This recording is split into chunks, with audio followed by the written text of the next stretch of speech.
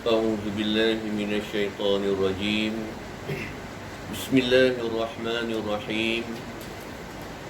الحمد لله رب العالمين، والصلاة والسلام على أشرف الأنبياء والمرسلين وعلى آله وأصحابه أجمعين.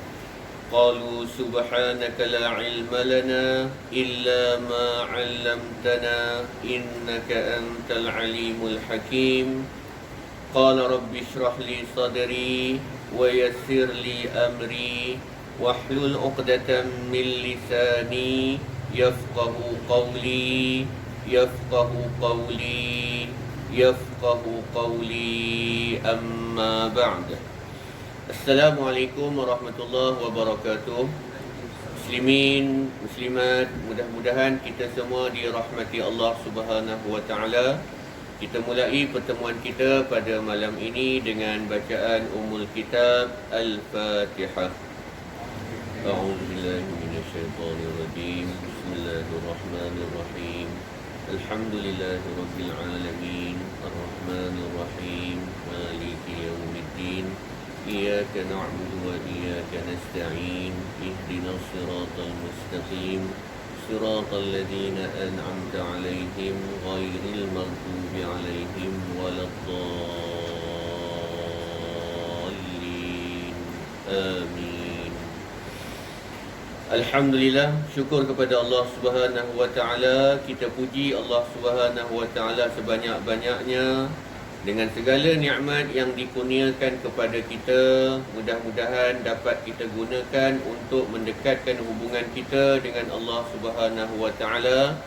Mudah-mudahan janganlah sampai nikmat itu menjadikan kita kufur kepada Allah Subhanahu wa taala.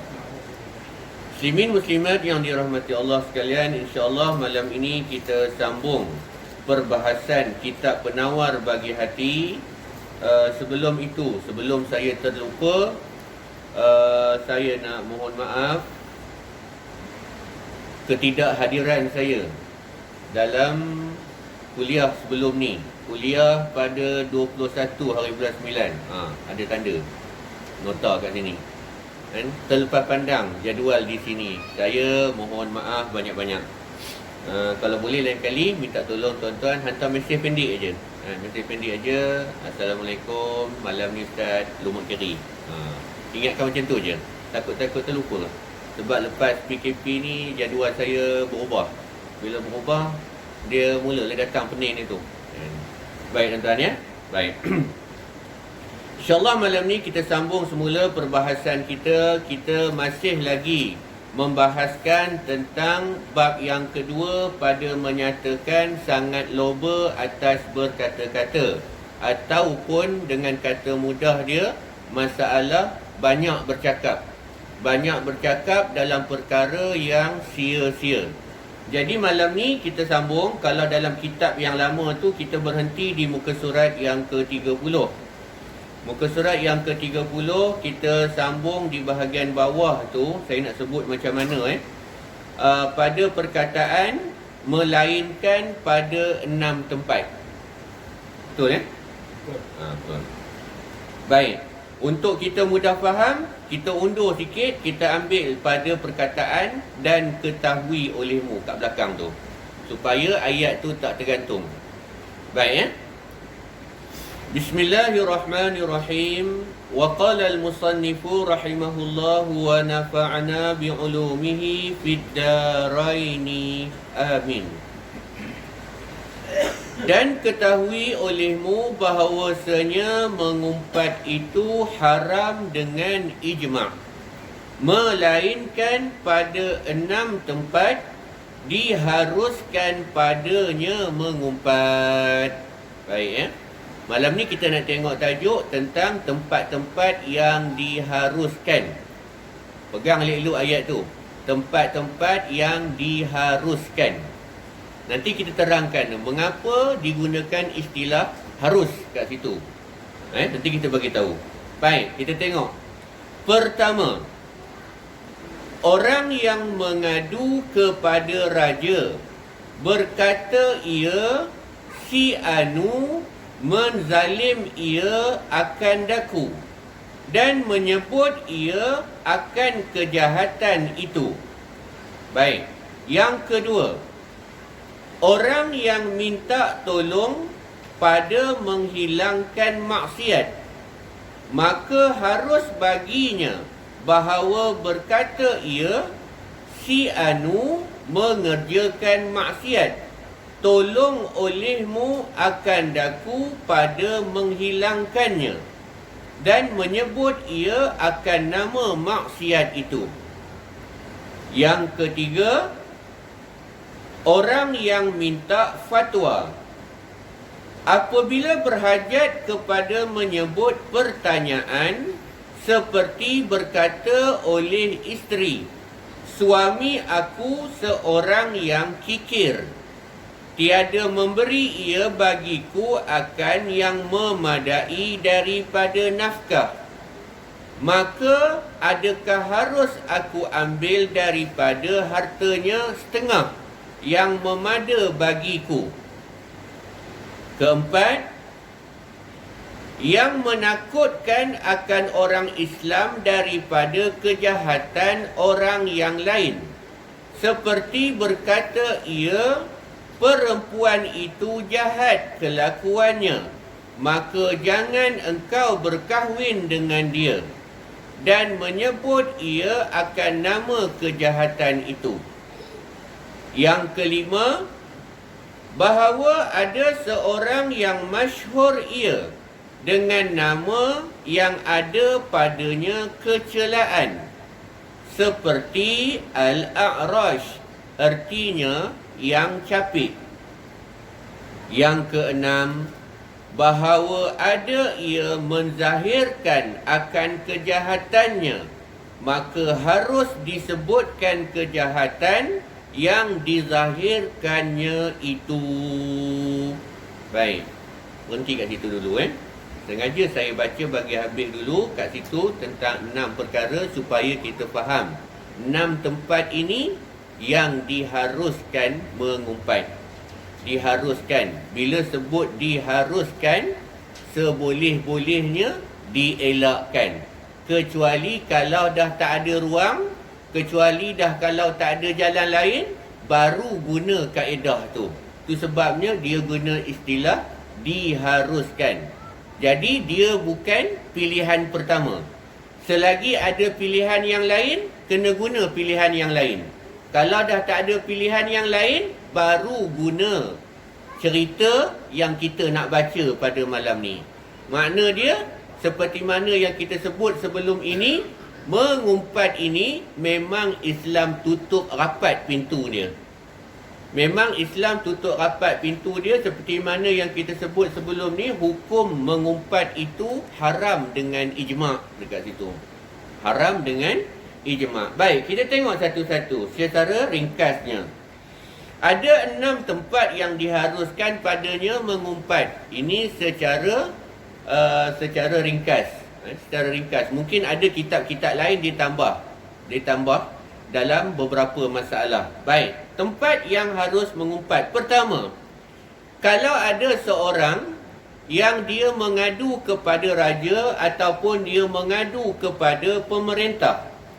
Dia mengadu kepada pemerintah tentang dia ini dizalimi, ataupun disakiti, ataupun dianiaya, ataupun dibuat benda-benda jahat oleh seseorang. Maka ketika dia mengadu kepada pemerintah, dia perlu menyebut tentang kejahatan orang tu. Dia kena sebut kejahatan orang tu kepada pemerintah, supaya pemerintah ataupun raja ataupun orang yang ada kuasa pada waktu tu, dia boleh tahu apa kejahatan yang orang tu buat sampai kamu mengadu ni, sampai kamu kata kamu dizalimi. Apa dia? Maka barulah pada ketika itu dia sebutkan kejahatan dia untuk pengetahuan pemerintah tu, bukan untuk pengetahuan orang lain.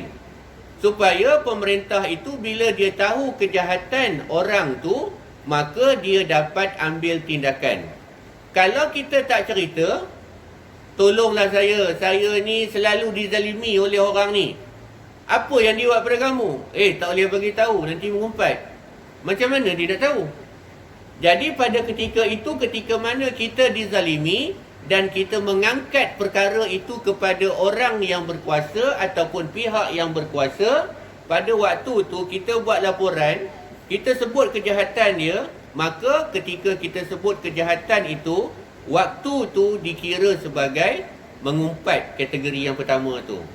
Mengumpat, nama dia tu mengumpat namanya. Tetapi situasi itu diharuskan. Kerana apa? Kerana dizalimi. Okey, nampak tak kat situ? Dia punya ruang dia, Dia punya ruang. Tapi kena pastikan yang pertama ni, kita sebut benda itu kepada pihak yang tertentu saja. Bukan kita bercerita kepada orang. Sebab kalau kita bercerita kepada orang, kejahatan tu tidak dapat dihentikan. Kita hanya cerita benda tu pada orang yang boleh berhentikan kezaliman. Kalau kata di kampung ni, contoh dia selalu dizalimi oleh seseorang, maka dibawa kes tu kepada ketua kampung, contoh dia. Bila sampai kepada ketua kampung tanya, apa hal ni yuk? Maka dia cerita tentang kejahatan tu. Cukup. Itu je.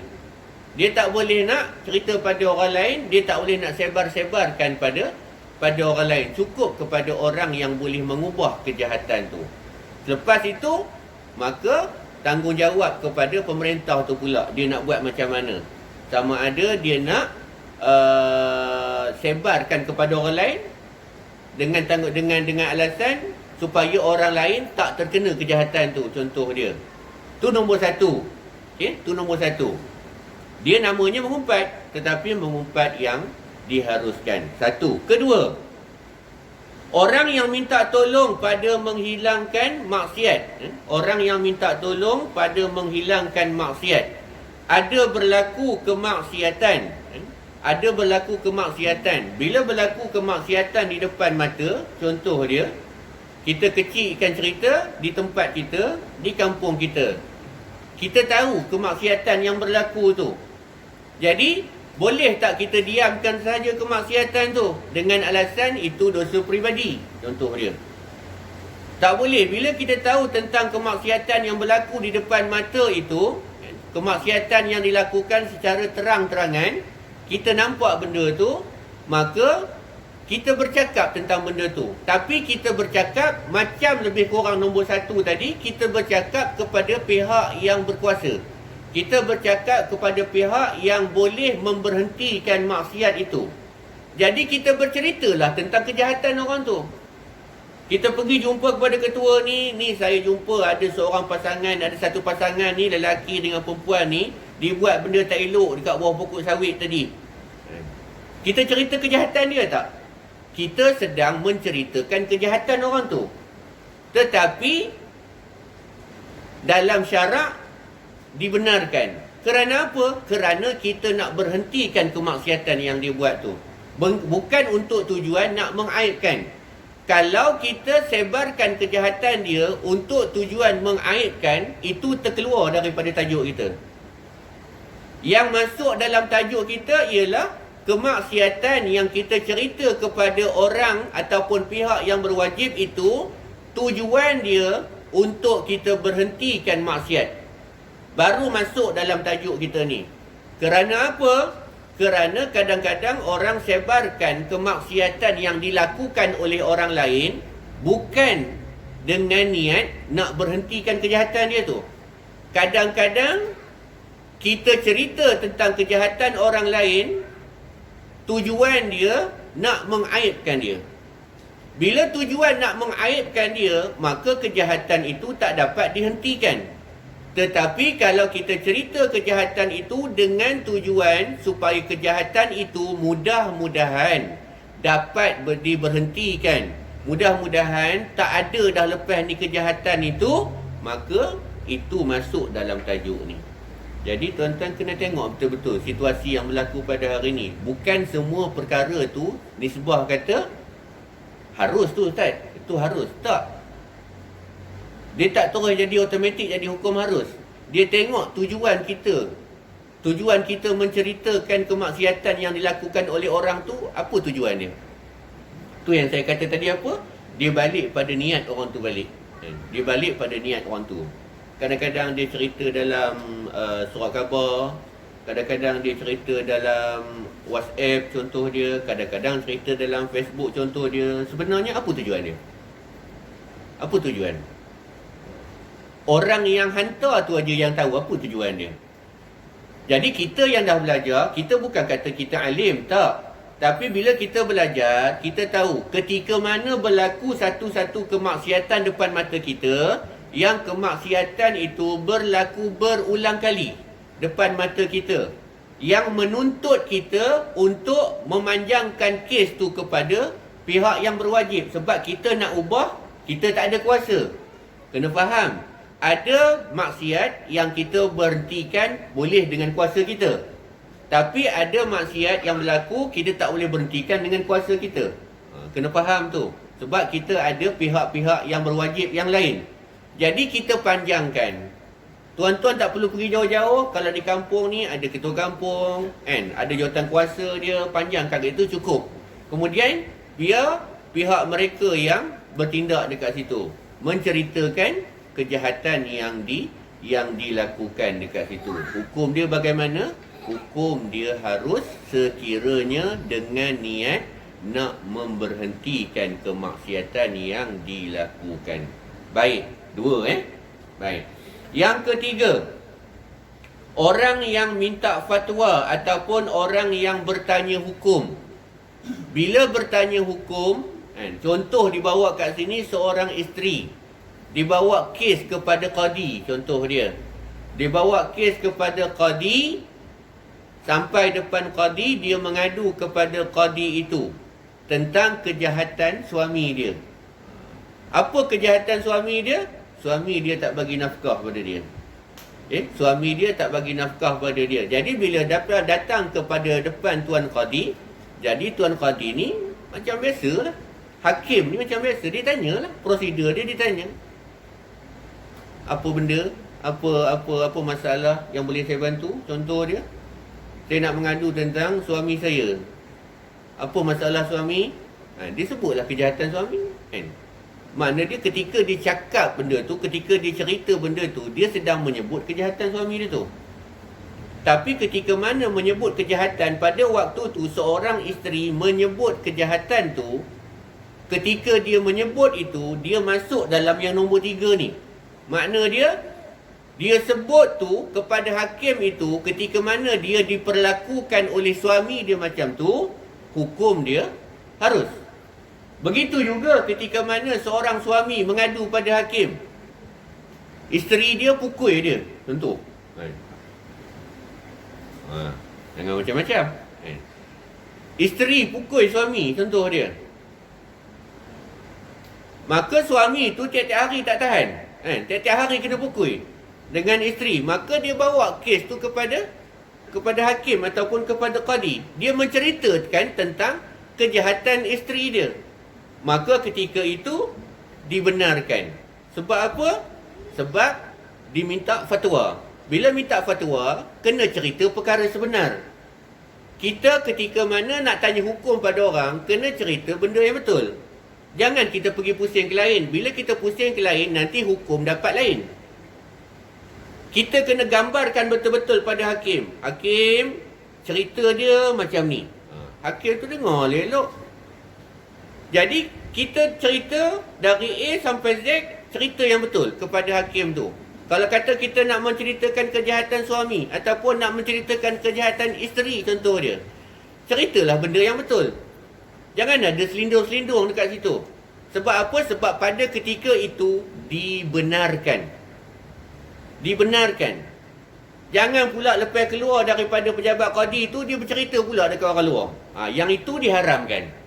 Yang dalam bilik tadi dibenarkan, yang di luar tu diharamkan. Tu kena faham dekat situ. Kadang-kadang tak puas hati, cerita ke hakim tadi rasa tak puas sebab yang dengarnya seorang. Keluar-keluar tu, jumpa kawan sekampung. Tanya pula kat kita, apa hairnya? Jumpa tu. Nak kahwin lagi tu, contoh. Banyak hairnya. Ayat serius saya jawabnya. Banyak hairnya, ceritalah sikit. Itu poin pertama. ceritalah sikit apa dia. Tak boleh kan, benda ni tak boleh. Awak baru je belajar kat lumah kiri hari tu kan. Tak boleh benda ni. Macam ni lah, jom kita pergi minum dulu. Kita pergi minum dulu, relax dulu. Sampai kat kedai, yang seorang ni dia cari point je. Dia cari point supaya apa? Supaya cerita ke dia. Cerita juga. Macam ni lah. Ni sambil-sambil minum ni kan, air Nescafe pun tak sampai lagi. Sebenarnya apa cerita je. Dia nak korek juga. Lama-lama kita geram-geram. Aku kata tak boleh cerita. Aku kalau orang paksa payah betul. Ni macam ni sebenarnya ceritanya. Langsung dia cerita tu kan. Yang tadi hukum dia harus, yang dicerita dekat orang yang tak patut-patut tu, hukum dia haram. Kena ingat tu kan. Kena ingat, jangan sampai terbabas kat situ. Sebab apa? Sebab banyak kesilapan kita pada hari ini menceritakan keaiban orang pada orang yang tidak sepatutnya. Akhirnya keaiban itu yang tak sepatutnya tersebar jadi tersebar. Mungkin bila seorang isteri dia nak cerita kejahatan suami dia, dia hanya cerita pada hakim dan cerita tu tak tersebar kepada orang lain, mungkin ada tergerak di hati suami dia, suami nak berubah. Tapi bila kepada hakim pun dia cerita, kemudian isteri tu cerita pula pada orang lain, jadi cerita tu jadi tersebar, jadi si suami ni terus jadi geram. Si suami terus jadi geram. Sebab apa? Sebab cerita pada orang yang tidak sepatutnya dekat situ. Ingat, sebab mulut kita ni memang suka nak bercerita. Tu sebab tajuk kita ni namanya banyak bercakap kan? Sebab apa? Sebab kalau boleh semua benda kita nak cerita. Apa yang kita cerita dekat hakim tu, itu jugalah kita cerita pada orang lain. Jadi masalah dia macam mana hakim nak selesaikan? Sebab apa? Sebab kat luar tu dah berkelahi. Tadi berkelahi sebab nafkah. Asalnya berkelahi sebab nafkah. Suami tak bagi nafkah. Tapi bila si isteri pergi cerita dekat orang lain, cerita tu sampai dekat suami, akhirnya si suami tadi bertambah marah bukan sebab nafkah. Sebabnya isteri tu pergi cerita pula pada orang lain. Jadi bertambah-tambahlah dekat situ. Sepatutnya benda tu kecil aja, hakim boleh selesaikan. Tapi bila cerita tu tersebar di luar, habislah. Tuan-tuan jangan ikut perangai-perangai orang yang dah masyhur tu kan. Kita buat macam kita ni ada mengaji agama. Walaupun tak tinggi, kita ada mengaji agama. Bab ini aku boleh cerita sampai sini aja. Kamu paksa macam mana, aku tak boleh cakap lebih daripada tu. Sebab apa? Sebab nak membezakan antara orang yang belajar dengan orang yang tak belajar. Membezakan antara orang yang ada ilmu dengan orang yang tak ada ilmu. Kalau tuan-tuan sebarkan pada orang, makna dia tuan-tuan menyebarkan aib suami ataupun aib isteri. Menyebarkan aib suami ataupun aib isteri sendiri. Baik, itu yang ketiga. Makna dia ketika mana kita meminta hukum. Okay. Kemudian yang keempat, yang menakutkan orang Islam daripada kejahatan orang yang lain, seperti berkata ia perempuan itu jahat kelakuannya. Maksud dia apa yang keempat ni? Sebagai peringatan tentang kejahatan orang lain. Makna dia supaya kejahatan tu tak kena pada orang lain. Kita cerita contoh dia. Ada seorang datang nak jumpa, nak datang kepada tuan-tuan, contoh dia nak minjam duit, contoh dia. Nak minjam duit. Dan tuan-tuan memang kenal sangat orang tu. Sebab apa? Sebab tuan-tuan antara orang yang pernah kena pinjam dengan dia. Dia pinjam kepada tuan-tuan, dia janji macam-macam, kata nak bayar. Bukan kita yang minta, dia janji dia nak bayar. Kalau kita yang minta lain kan? Ni kata kita, bila dia kata kat kita, contoh dia, saya ni terdesak ni, boleh tak pinjamkan 100, contoh dia. Boleh pinjam 100. Saya janji saya bayar. Kalau tak percaya, pegang IC saya. Itu ayat biasa. Pegang IC saya. Kita tak kata pun pasal masalah bayar tu kan. Kemudian setiap masa dia datang jumpa, kadang-kadang kena ke kita, kadang-kadang kena kat isteri, kadang-kadang kena kat jiran kita. Tiba-tiba ada orang luar datang, Orang tu ambil peluang untuk pinjam pada yang baru ni. Sedangkan yang lama-lama tu dia belum bayar lagi. Dia menambah hutang tanpa ada usaha nak bayar. Kalau dia pinjam 100, dia ada bayar RM25 contoh dia, adalah usaha nak bayar. Ni memang tak bayar. Bahkan dia menambah orang lain untuk berhutang contoh dia. Maka tuan-tuan nampak benda tu, tuan-tuan pun pergi tepuk kawan tu. Ni awak bukan nak menghalang kebaikan yang mereka buat contoh dia. Tapi orang sini dah ramai dah kena dengan dia. Orang sini dah ramai dah kena dengan dia. Harap mereka hati-hatilah. Awak cerita awal-awal aja. Jangan kata orang sini tak cerita nanti. Boleh tak hukum dia macam tu? Supaya orang berhati-hati dengan kejahatan. Dengan kejahatan orang tu. Hukum dia harus kat situ. Pastikan niat tu betul. Ketika mana kita bagi tahu kawan kita yang seorang lagi tadi, niat kita tu supaya orang itu berhati-hati. Ni yang dilakukan oleh ulama-ulama kita. Ulama-ulama kita buat benda ni ketika mana ada orang lain menzahirkan contoh dia masalah akidah yang tak betul contoh dia. Akidah yang menyeleweng contoh dia. Bangun ulama-ulama kita ni menceritakan tentang kejahatan akidah tu. Adakah dikira berdosa ulama ni? Tak. Sebab apa? Sebab dia cerita benda tu supaya orang lain berhati-hati. Akidah dia tak betul tu.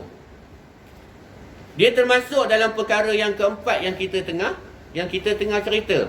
Itu sebabnya tak ada istilah kita kata apalah sama-sama ulama mengumpat kan. Tak. Kita yang tak faham.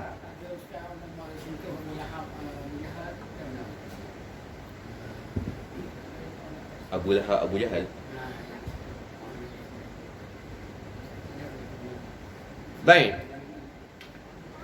Itu sebabnya, kejap kita jawab ya. Baik, itu sebabnya kita katakan bahawa ketika mana kita nampak kejahatan orang itu, ada orang sebut kejahatan itu dengan niat nak memperbetulkan satu. Yang kedua, supaya orang lain berhati-hati dengan kejahatan orang tu. Itu sebabnya ulama-ulama kita karang buku banyak dan ulama-ulama kita jawab. Contoh dia Ibnu Rajab Al-Hanbali contoh dia pernah sebut kan. Ketika mana seorang ulama menceritakan tentang kesalahan seorang yang lain, itu tidak dikira sebagai mengumpat. Kerana apa? Tujuan dia nak memperbetulkan kesalahan orang tu. Tapi awas,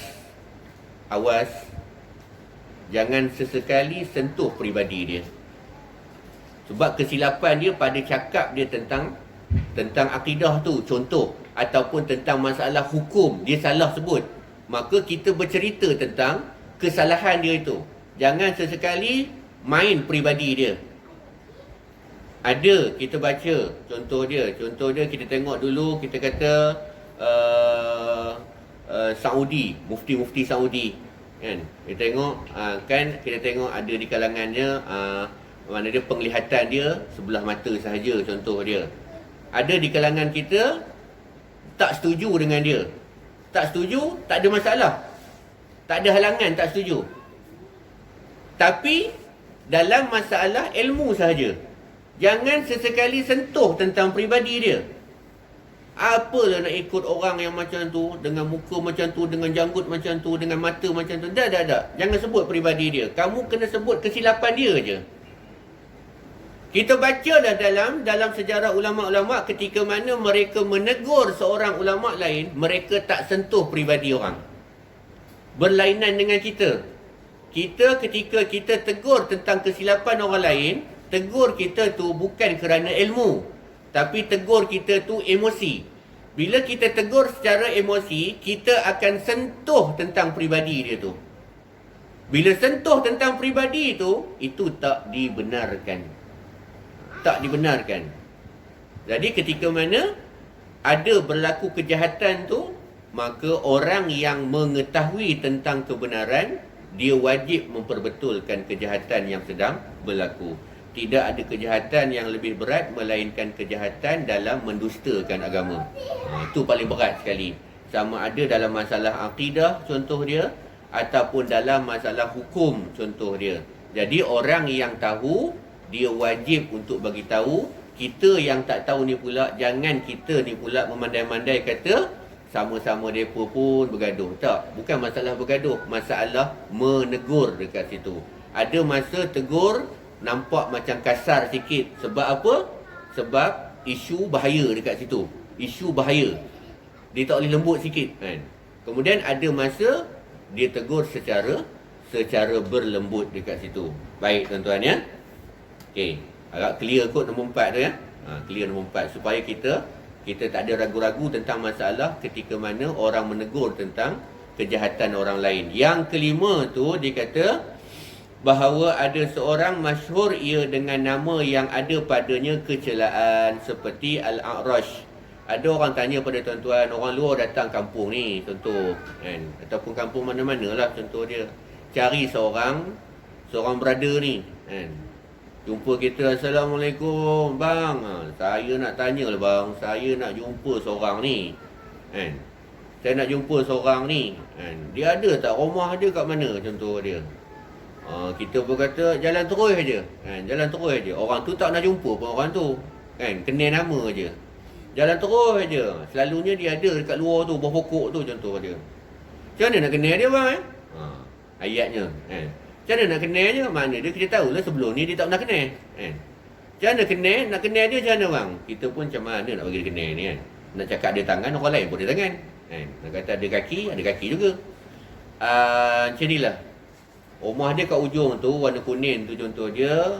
Kau bagi salam contoh dia. Kalau yang keluar tu sekarang betul, kau tengok muka dia tu, mata dia sepet sikit contoh dia.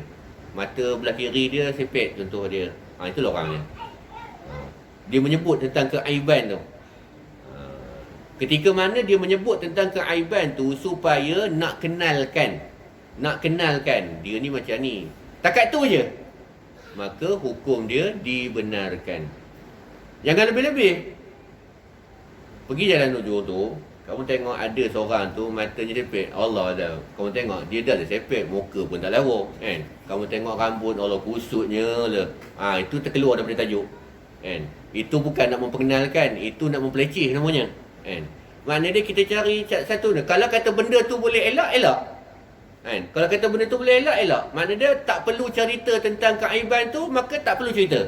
Tapi kalau dia tu di kampung tu memang masyhur dengan gelaran tu, kadang-kadang dia jalan jengkit sikit kan, capik kan, contoh dia kan. Bukan menghina tak. Kita nak kenal orang, kamu cari jalan, kamu jumpa dia ni macam ni. Oh macam tu, kaki dia capik sikit. Ya. Itulah orangnya. Cukup takat tu cerita. Jangan nak cerita sejarah dia capik pasal apa kan. Tak payah. Buka dokumen hospital, tak payah kan. Itu dah terkeluar daripada tajuk. Ingat tajuk kita harus. Bila kata harus, dia ada batas, dia ada had. Dia tidak sesuka hati boleh bercerita dekat situ. Okey tuan-tuan ya, boleh. Pernah kot macam tu kot. Pernah jadi kot macam tu. Orang tanya kepada tuan-tuan, kadang-kadang, bukan selalu, kadang-kadang tuan-tuan kena cerita benda tu. Cerita tentang dia ni, kamu jumpa dia ni. Kita terpaksa cerita tentang aib dia. Bukan nak cerita banyak bagi orang kenal.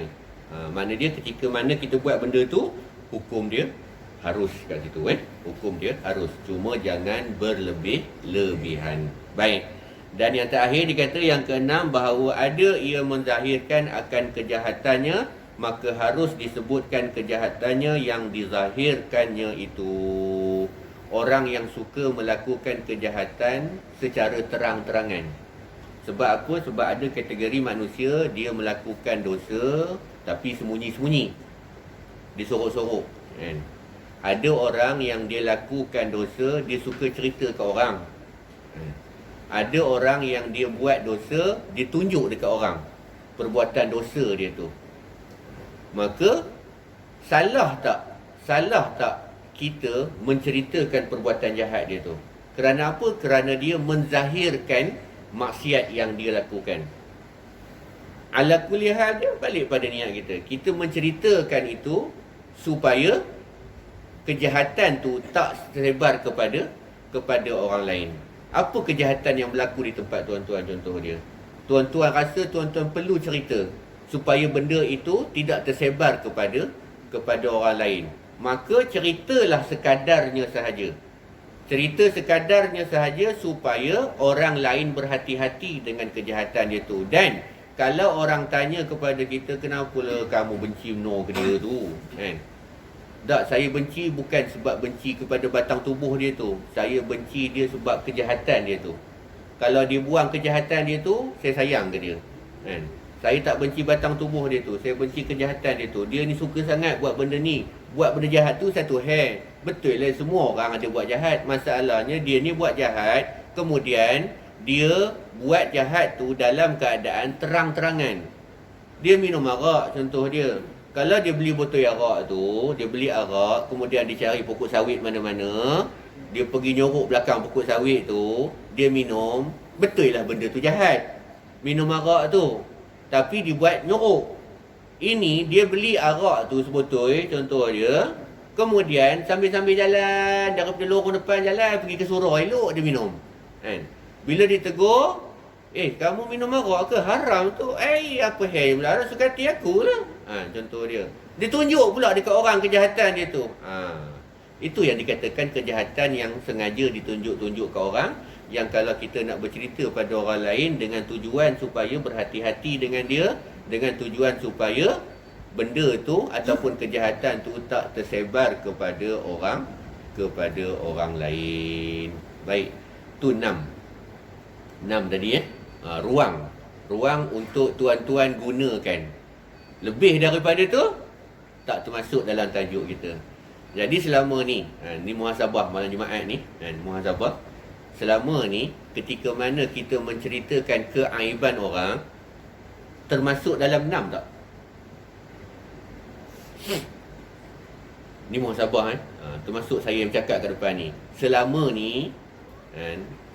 ni ketika mana kita ceritakan tentang kejahatan orang, kita ceritakan tentang aib orang, kita ceritakan tentang keburukan orang, benda yang kita buat sebelum-sebelum ni tu termasuk tak 6 perkara ni? Kalau termasuk dalam 6 perkara ni, maka dia masuk dalam hukum harus. Tapi kalau terkeluar daripada 6 perkara ni, minta ampun kepada Allah Subhanahu Wa Taala. Sebab kita dah buat dosa. Dosa apa? Dosa mengumpat kat situ. Akibat dia berat. Takut tuan-tuan. Takut benda ni. Akibat dia kita akan baca pada perenggan yang akan datang tu. Tu akibat paling berat sekali. Walaupun tuan-tuan orang yang solat, walaupun tuan-tuan orang yang kuat puasanya, walaupun tuan-tuan jadi ejen umrah contoh dia, tapi bila melibatkan masalah mengumpat ni, dia boleh menjatuhkan kedudukan kita.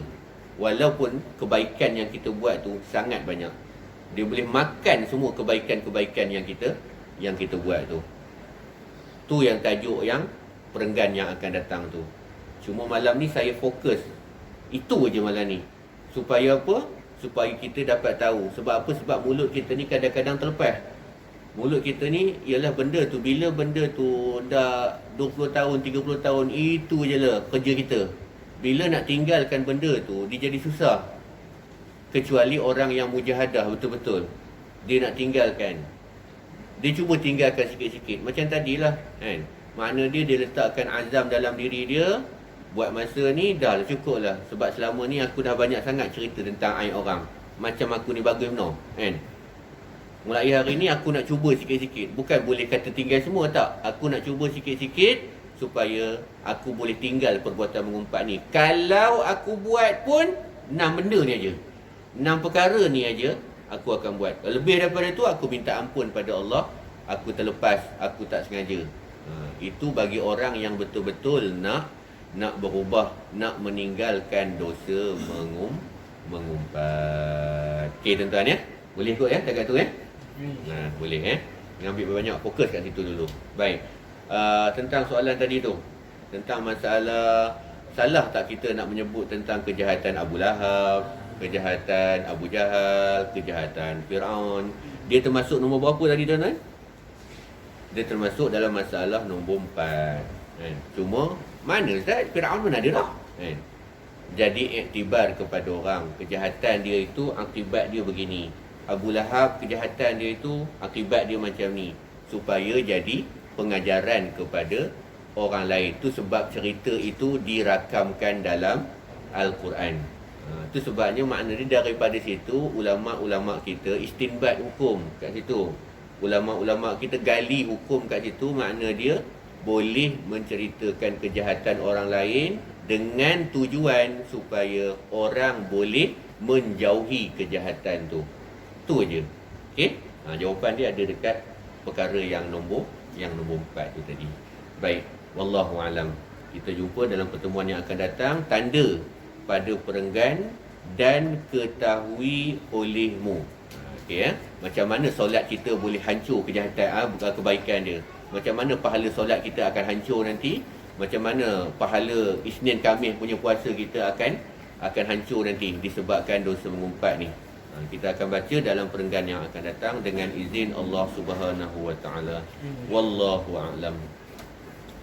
A'udzu billahi minasyaitonir rajim. Bismillahirrahmanirrahim. Alhamdulillahirabbil alamin. Wassalatu wassalamu ala asyrafil anbiya'i wal mursalin wa ala alihi wa ashabihi ajma'in. Allahumma ij'al jam'ana hadha jam'an marhuma wa tafarruqana min ba'dihi tafarruqan ma'suma wa la taj'al fina wa la ma'ana syaqiyan wa la matrudan wa la mahruma. Allahumma arinal haqqa haqqan warzuqna ittiba'ah wa arinal batila batilan warzuqna ijtinabah. Rabbana atina fid dunya hasanah wa fil akhirati hasanah wa qina azaban nar. Wa sallallahu ala sayyidina Muhammad wa ala alihi wa sahbihi ajma'in. Walhamdulillahi rabbil alamin. Aqulu qawli hadza wa astaghfirullahal azim li wa lakum. Assalamualaikum warahmatullahi wabarakatuh. Waalaikumsalam warahmatullahi taala wabarakatuh.